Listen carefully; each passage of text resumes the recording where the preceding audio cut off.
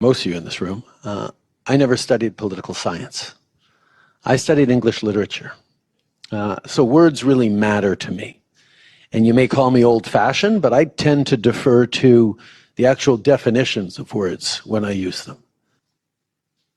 But if someone says the earth is flat,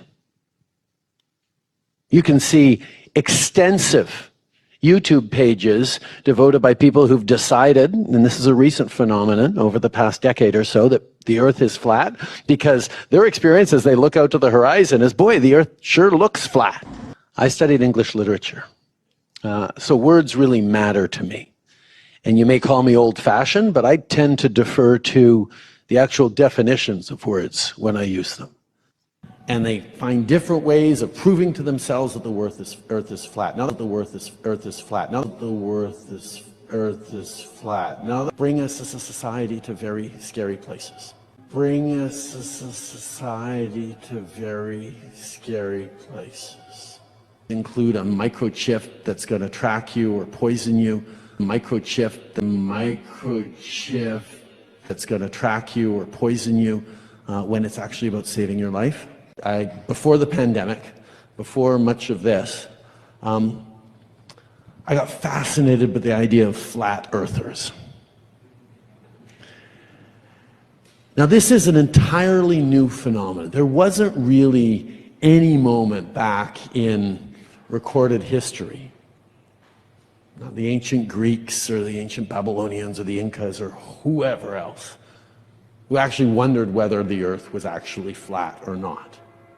And Christopher Columbus, they knew the earth was round. There was no danger he was going to fall off the edge of the world. That wasn't what people worried about when he was setting off to discover the Americas or discover a shortcut to India. But recently, over the past few years, a whole bunch of people have decided that the world is flat.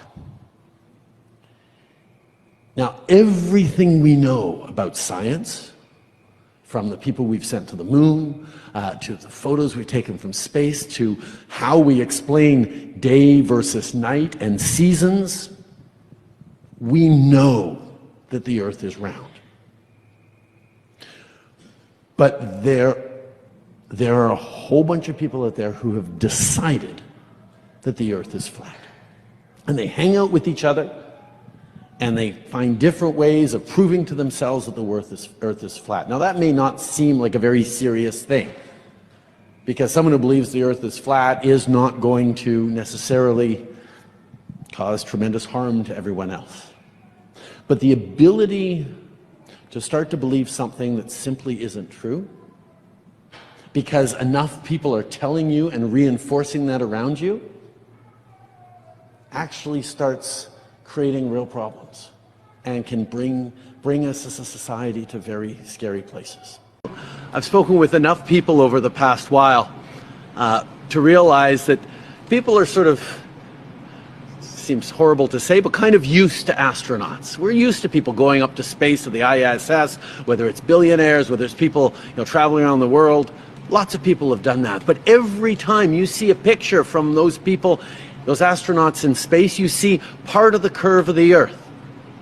Because for close to 50 years, everyone who's gone into space has just stuck to the orbit around the Earth.